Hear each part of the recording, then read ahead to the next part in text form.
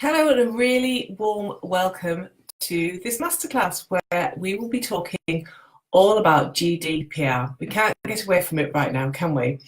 So I wanted to just spend some time with you sharing my thoughts on GDPR and how I believe that this is actually such a great opportunity for us all as business owners to put a number of things in place in our business that's actually going to help us and our business going forward.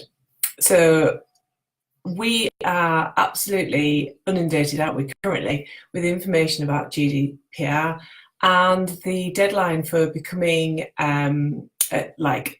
in line with it is on the 25th of May. Now, I know lots of people have been jumping up and down and getting quite anxious about it, but apparently the plans for this has been around for 2 years now. So it's just like anything, isn't it? Any new regulation that comes into play, we all ignore it until the 11th hour. And every day I open my inbox and I have a whole list of people asking me to resubscribe. And I think this is one of the really cool aspects, that from a personal perspective, there's loads of organisation that I've been far too lazy to unsubscribe from, and I've actually taken GDPR as an opportunity from a personal perspective to actually get off a number of email lists. I'm sure it won't take very long for my personal emails to get back up to where they are, but for now it feels quite cleansing.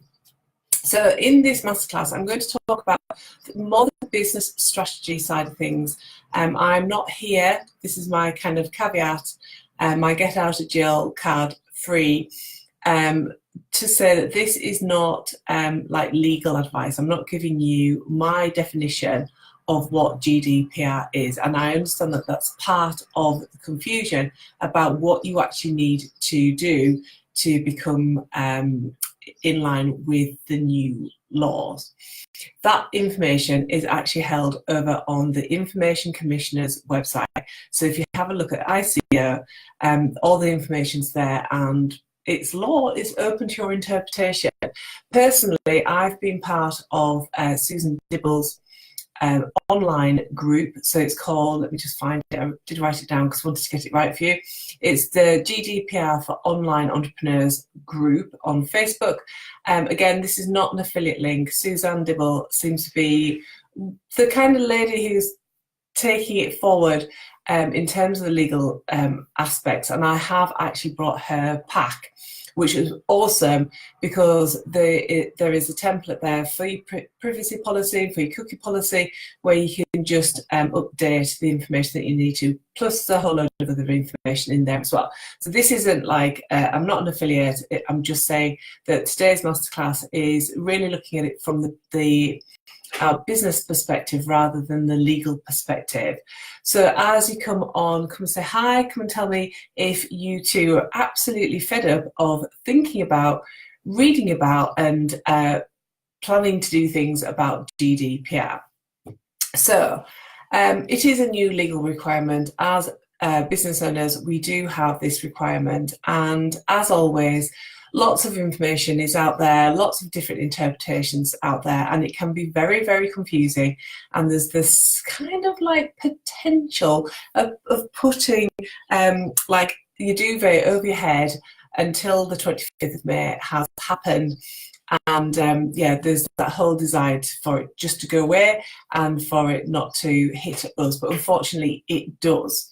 Now, what it is if you look at it from a personal perspective, this is about us.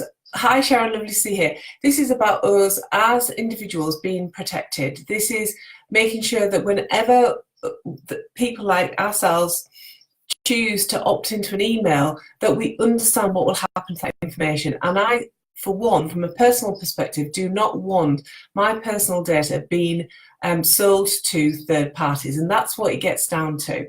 So really, for us as business owners, we want to give that level of reassurance to our own audiences that we are keeping their data private, confidential, and we're using it purely for the purposes in which you've decided. Hi Carol, hi Sharon. So ladies, I would love to hear about, what are your thoughts on GDPR? What have you seen that's really, like, you've gone, oh yeah, I really like that approach? What have you seen that's made you think, oh, I don't like that approach? What's been the surprise for you? Have you actually taken some action forward yourself? Now, I'm quite surprised that all the big organisations who I am on an email list with, so I'm thinking about the supermarkets, the large department stores, there's only, I can think of one retailer who's actually contacted me and asked me to resubscribe to them. So that's really interesting, I think, from a personal perspective, about the much larger organisations haven't actually come out to us just yet. Now, I know Facebook has definitely been out to me. They've asked me to resubscribe. So, I think they're under a lot of scrutiny right now to get it right. So who's been in contact with you? I mean, I'm personally taking it as an opportunity to kind of step away from a number of email lists that I no longer want to be privy to. So what I am aware of is that it is confusing, it is frustrating, and that is exactly what I'm seeing and hearing across the board, hence why I've put this masterclass together, because I can see that women are, so Carol's just said that she's really stressed about it. Sharon is actually getting them through from the bigger companies. Yeah, so it might just be, if at the end of the day, this is what Susan Dibble's been talking about, is that the ICO is not out to get us as small business owners, it's to protect our subscribers, and that's what we want. We want our email subscribers to feel protected. So it's not something to get out to get us. The regulation comes into force next Friday, but there's kind of an acknowledgement it's going to take a number of months, maybe even years, for people to become compliant. I mean, obviously the law is saying that you have to be compliant by that time. However, we've all had our head in the sand and not done the things that we thought we might do. So thank you, Sharon. There's a bit of mutual appreciation going on. It's a great top, isn't it? It's great. I love the little buttons down the back as well. It's definitely a long sleeve shirt kind of day, rather than, I think I had a little jumpsuit on yesterday. So varied wardrobe, I think, is required.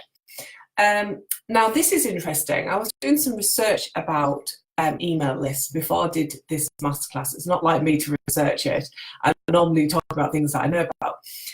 But I have my email list with Aweber, and they were saying that the average lifespan of an email address, of any email address, is 6 months. And I was really surprised at that. So basically what Aweber is saying is that when somebody comes onto your email list, you've kind of got 6 months worth of engagement from them before they actually either stop opening your emails or they actually unsubscribe. So I thought that was very, very interesting. And I was trying to relate back to whether or not that is true for my list. And I think what's happened with my list is that I've got like some people who've been on there for a long time who open things up. They obviously want to keep in contact with me and the things that I'm doing, which is brilliant. And then I would say that the other kind of portion of my email list are people who are new to me, who are curious about the things that I've got to offer. So just have to think about your own email list and think about whether or not that rings true, that you've got 6 months to actually engage with every new subscriber that comes on board. Yeah, it is. It was really interesting, Carol. I was like, oh, really?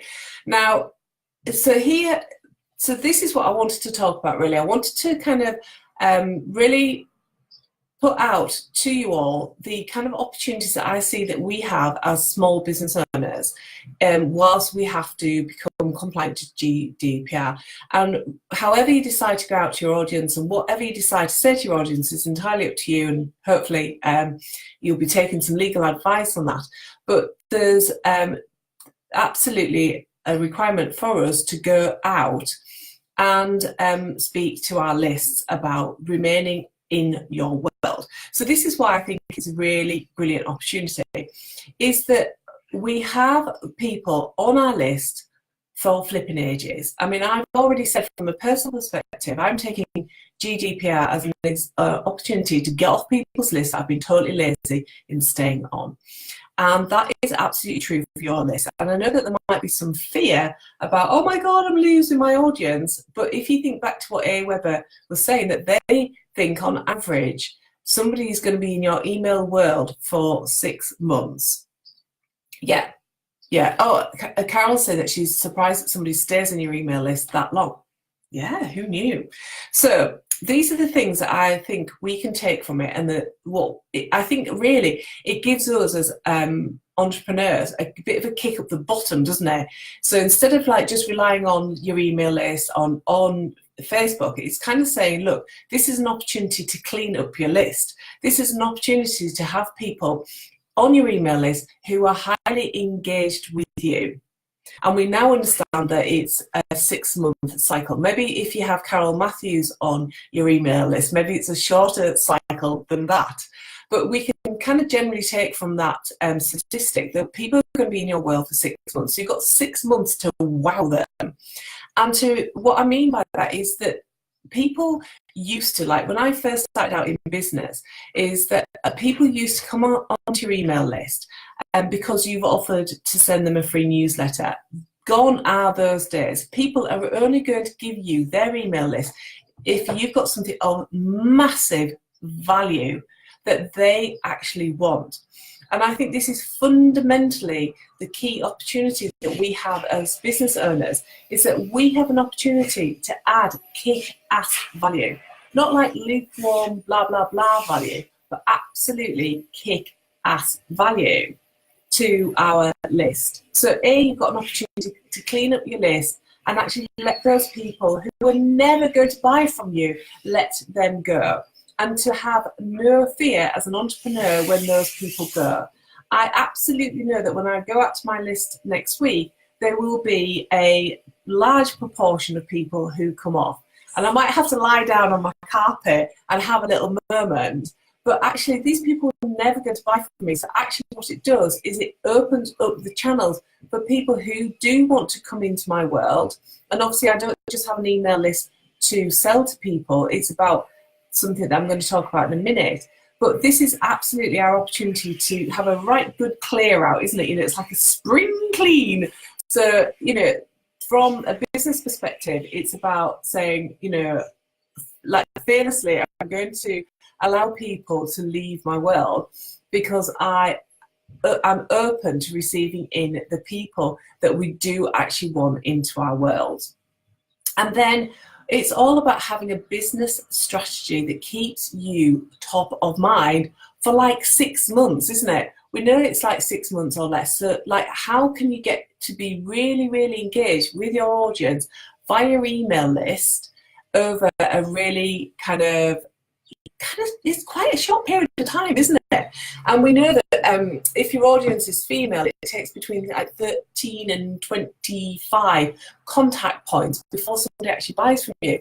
So if you've got a business strategy where you're going out to your email list a little bit willy-nilly, there are going to be so many people who are going to totally forget about who you are and why you're even emailing them.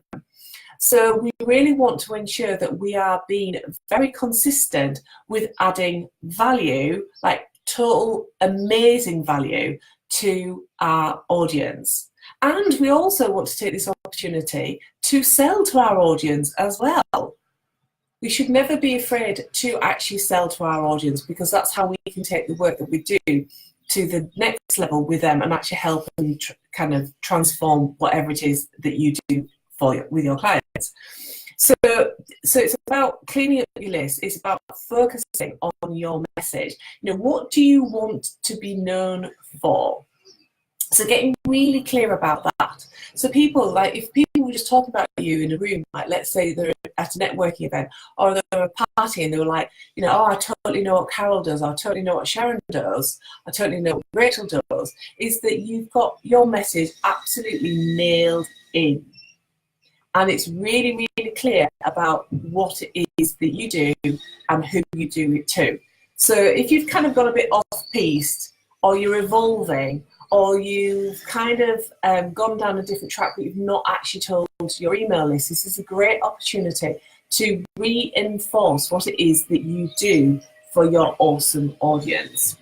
It's definitely about kick-ass value, isn't it? It's like serve, serve, serve. We always want to come from a point of service. We want to be top of mind, and then obviously the kind of key thing here is we want to like build our audience. We want to have our audience. We want to be consistently serving our audience, and we want to be taking that relationship to the next level where you're engaged with your audience as well. So you might have a call to action where they come and join your intimate Facebook group, or that you run a masterclass like this from your business page every week, and that you can, you know, engage with them as I can with my clients who are here on today's live. And the other idea behind having a cleaner list is that you can start to be able to understand which content is actually resonating with your audience. So you're going to be able to get a lot smarter with a smaller list, to be able to understand just what is working and what isn't working, so you can make those tweaks. And I think the kind of key kind of other takeaway from this is understanding that part of your every week business activity has to be some activity where you are actually consciously growing your audience. Because if we're talking about having a cleaner list, if we're talking about spending time nurturing and engaging with our audience, and if we're understanding that our audience is only actually going to stay active in our world for about 6 months, it means that on a week-by-week basis, we need a strategy in place to keep refreshing that audience, to bring new people into your world, and to start that kind of cycle of getting to know your audience. So let me know if you've got any questions about this. Let me know if you've got any ideas about how you can take this forward in your business. Let me know if you've got any questions about how you can do these things as well. And the key question is, isn't it? It's kind of like message, and what content does your audience want that will keep you top of mind, and how can you be consistent with that? And there's all sorts of things you can do. So here's some ideas for you. If you're thinking, well, oh my God, how am I going to engage my audience? So one of the things that I create for my Facebook audience is that I create interviews with other female entrepreneurs. They were really regular, but since 2018, I've been so busy that I haven't actually had an opportunity to put them in regularly. They're happening about once a month. But I did get into the latter end of 2017. Every single Monday, I had an interview with another inspirational entrepreneur.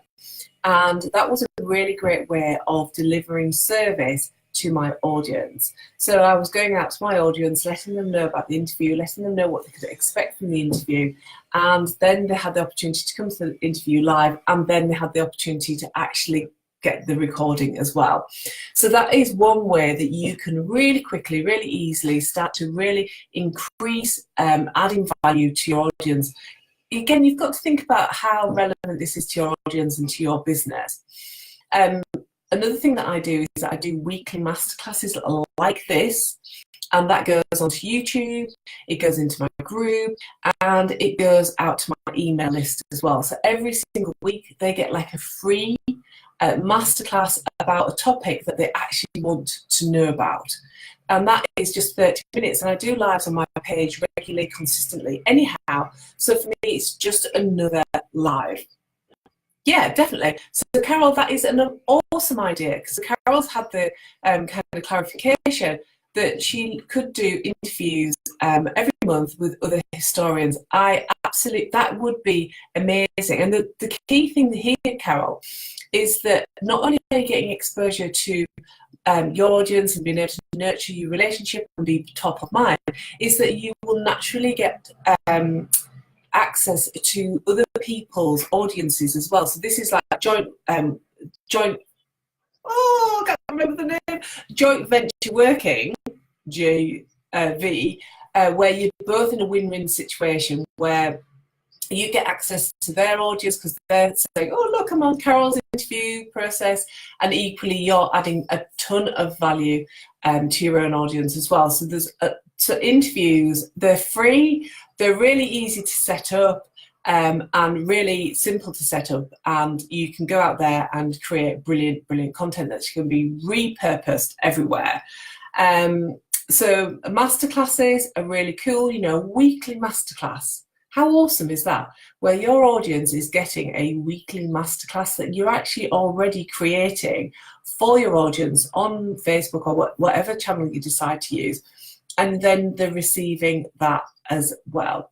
Obviously, you can run challenges. You could run like a monthly challenge or a monthly webinar. There's all sorts of things that you can do where you can add value, and you want to kind of make it irresistible for somebody to be in your world and be kind of really gaining a lot of value for being connected to you. And to do this consistently, you know, we don't want to be overwhelmed with lots of new things to do in our businesses, but it's having that idea about how can you grow your audience every single week.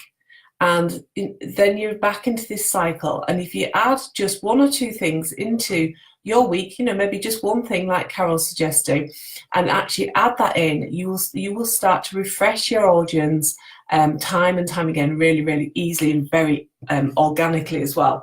So there's obviously the organic way of growing your audience, and then there's the paid way as well. And whatever you decide to do is entirely up to you as well. So what other things could you do to actually be top of mind and really engaging and serving your audience? So I'm going to be creating something really special for my audience next week, and it's going to give people an opportunity to really understand what it is that I do in my business and why they're on my email list. And then they've got the choice. They can choose, well, like, this isn't for me anymore. This isn't the right business coach to be connected with anymore. And they can choose to be with me or not be with me. And then for the other people in my world, you know, it's kind of me serving them at a really deep level and really helping them grow their awesome business. So that's something that, you know, you'll be seeing coming up throughout next week, where I'll actually be creating that. So who has got some questions about the content that we have been looking at today? So I just want to summarize a couple of things. So remember that GDPR for small business owners they're not out to get us. And from a personal perspective, it's about us having our data protected. It's exactly the same for your audience. This is a great opportunity to have a spring clean and actually have a clean list of people who want to be in your world, who are engaged with us. We now understand that we've got about 6 months that somebody's going to be in your world. So actually to have a strategy where every single week you are renewing your audience, and for that just to be part and parcel of your business, is absolutely essential for us to go forward and to keep growing and keep moving our businesses forward. And the kind of key element here, isn't it? It's about consistency. So just have a think about the sort of things that you can put in place in your business really easily, really gracefully, that's going to allow you to address these things. So that was my content. So any questions about that? And then just to clarify that if you do have any kind of questions about the legal ramifications of this for your business, there is the ICO website, which is the Information Commissioner Office's website, where they talk about this. And the group that I'm in, which I highly recommend, is Susan Dibble's GDPR for Online Entrepreneurs, which is an absolutely awesome group. So any questions about this? Have I given you some food for thought about how you can use GDPR to actually help you and your business? So as I said, I think it's a good kick up the bottom for us as business owners to really start to nurture, engage, kind of just like love our audience. You know, we have spent a lot of time creating our email lists, and it's, you know, it's a shame when people don't actually nurture them as well, because they're so busy doing Instagram or they're so busy doing Facebook. But this is a great opportunity to nurture that. So any questions? So Carol says, thank you for the kick at the bottom. So Carol, I mean, Carol's part of my 5K club, so it's really easy for me to say to Carol, look, you know, after this, have a little moment, plan out what you want to do and how you're going to do it, and then come over to the 5K club and actually tell me what you're going to do. Because I think it's great to get a kick at the bottom, but it's even better to actually write out what you're going to do. And anybody can do that. I mean, obviously, if you're not part of the 5K club, I can't have a view on it and I can't hold you accountable. But what I'd really love for you to do as a takeaway from this masterclass is for you to like just have a moment where you think, right, I'm going to take this information in, and what is sitting with me, what is resonating with me, and what am I actually going to take forward as a option.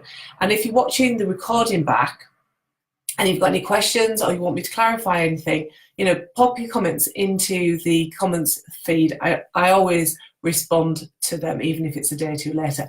Right, so are we done? Has anybody got any more questions? People who've just jumped on, I'm leaving this replay up. It'll also be over on my YouTube channel later today, so you can catch up on that as well. But don't be afraid of GDPR. It's going to be fine, honest. So, okay, that is the conclusion then. That is the end.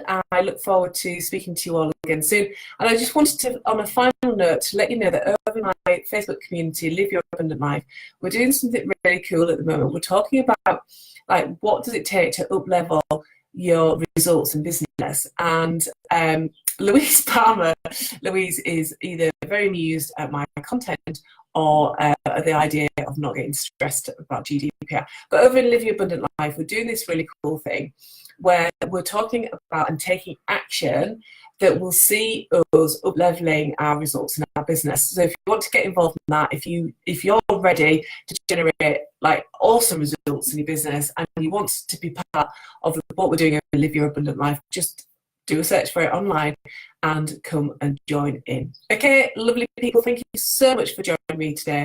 Have a really fabulous rest of your Wednesday, and let's go and get ourselves GDP compliant and start loving up our audiences. Bye for now.